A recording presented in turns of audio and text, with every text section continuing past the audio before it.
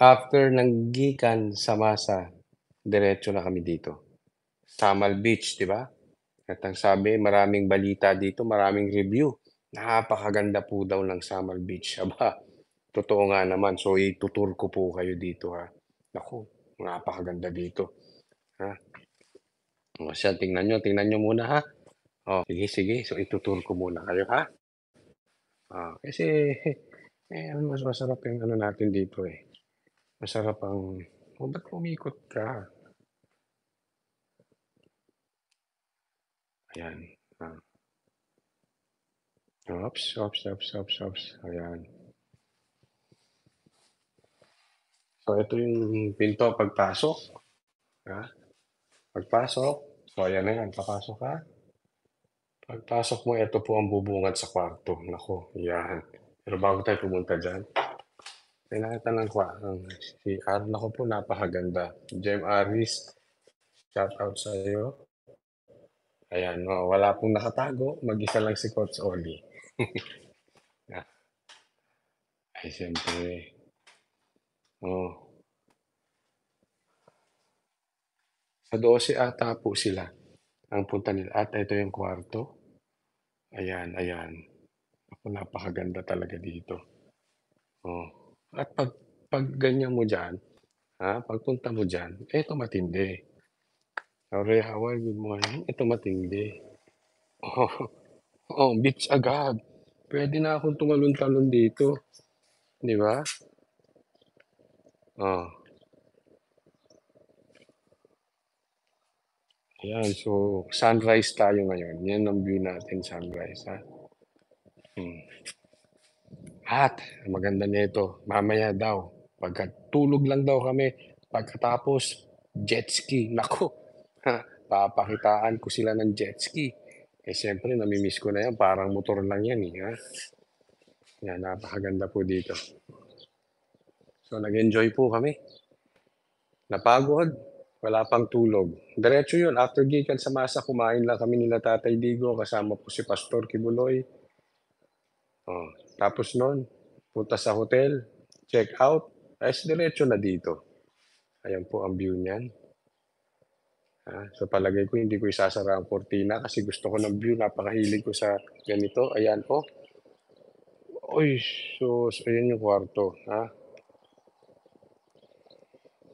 Oy, sa mga hindi pa, sabi ni GI, kakapanood lang daw niyan ng interview namin. Kay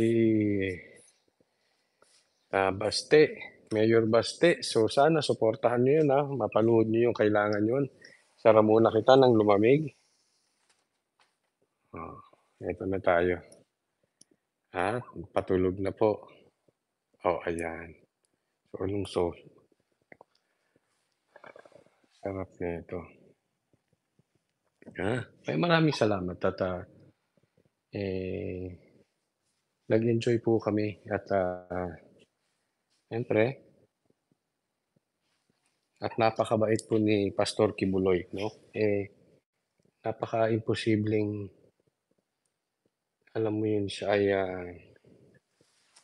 manghihingi ng pera at magnanakaw. Kasi alam niyo po, hindi niyo po na itatanong. Nung pagka-check out namin, sabi ko, sayang naman, check out tayo sa hotel, pupunta na naman tayo sa beach, gagastos na naman. Kanya walang gastos yun. Hotel ni, ano to eh. Hotel pala ni Pastor Kibuloy ito. Matindi, no? Sabi dito. Alam mo, hindi na po tatantanan eh. Imagine niyo to, ha. Sabi dito. Nakakaiyak po ang rally na nangyari dito, coach, lalo na yung nag-speech si Pastor Kibuloy. Lisa, sabi niya, good morning sa lahat. Isipin niyo po, matindi ang bakbakan sa liwasang Bonifacio. Okay? Yes po, may asawa na po si Baste. Matindi ang bakbakan doon. Sa katunayan, nagsalita pa nga si Kibuloy. And yet, pinapunta kami dito. So, ibig sabihin, talagang plano simultaneous.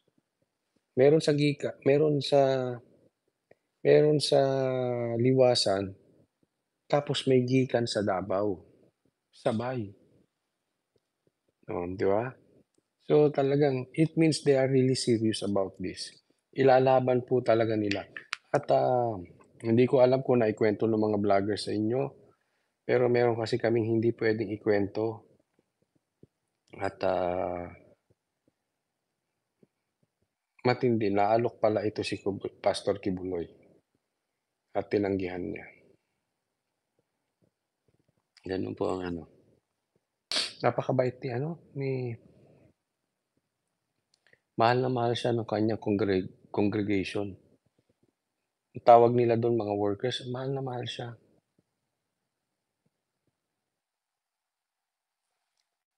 At least Coach Ollie nakapunta ka na sa mga property ng KOJC, 'di totoo yung mga sinasabi ng mga witnesses ni Virus na may gun store, wala po.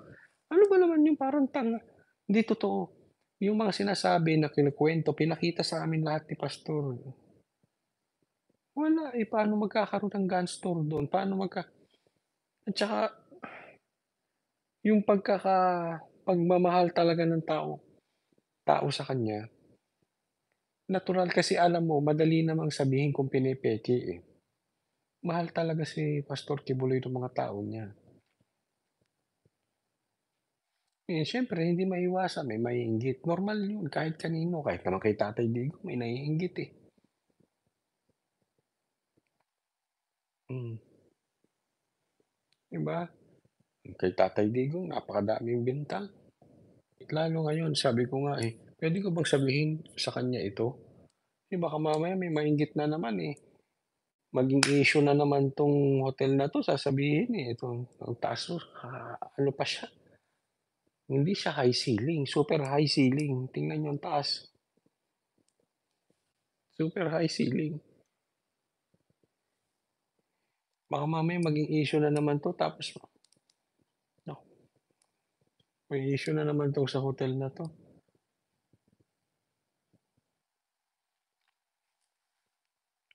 Alam mo naman pagka nasilipan ka Virginia Latosa, "Yes, Coach Ollie, mahal na mahal namin si pastor." Ay, alam mo 'yan ang pinag-uusapan namin ni Boss Dada kanina. Sabi ko kay Boss Dada, "Alam mo si pastor hindi mukhang mayaman, napakasimpleng tao." Kasi yung iba pagka ganyan na kayaman, napakayabang na. Yung iba nga wala ng pera yayabang pa, eh. Si pastor madaling lapitan, ang daling kausap, ang daling dalahin. Kasi sa mga nami-meet ko po, mararamdaman mo yung ano, eh, lalo't may narating na sa buhay, yung angas nararamdaman mo. Sabi ko nga, "Paano hindi nila nakakagusto itong si Pastor Kibuloy?" Yun ang sinabi ko kay Dada, "Paano hindi nila nakagusto, eh, wala kang makitang yabang sa katawan." Ngayon kung magkaiba ng political affiliation, eh, dati hindi na pinag-aawayan 'yan, hindi na pinepersonal. Morning, reaction niyo kay Baste sa pananaw mo, Boss Orly? Ano bang reaction ko? Tatay Digong na Tatay Digong. Tatay Digong na bata. Tatay Digong 2.0. Tatay Digong ang kanyang ano, eh, galit siya sa ano, eh, yung sabi ko tawa kami ng tawa, galit siya sa mayabang na plastic. Coach Ollie, kwento ka naman kung may napagkwentuhan kayo nila Baste about kay BP Sara. Yun yung napagkwentuhan. Kasi ewan ko kung nakasama sa interview 'to o after the interview niya sinabi. Hmm, ang training daw nilang pamilya iba-iba sila.